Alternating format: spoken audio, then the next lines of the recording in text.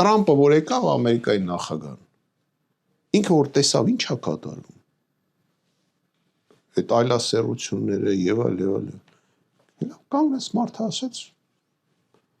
մեր երկրում ամենամեծ արժեքը դա ընտանիքն է կազմած, տղամարդուց եւ կնոջից, լսեցիք, բա մերը, այդքան հավատացյալ, երբ որ Բայդեններ,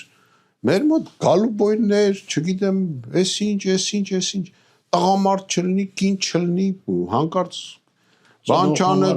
ծնող համար 1, ծնող համար 2, բայց բերանն այդ խիճուր հավքիկ։ Շարունակի։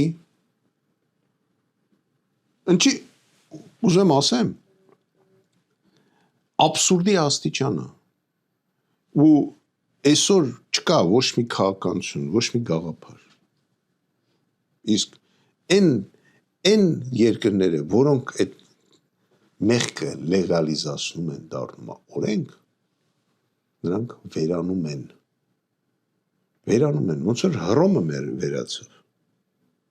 հենց դրա պատճառով, մեղքը լեգալիզացրին, ու փլվեց այդ երկիրը, որ սաղ աշխարհը տիրապետում էր։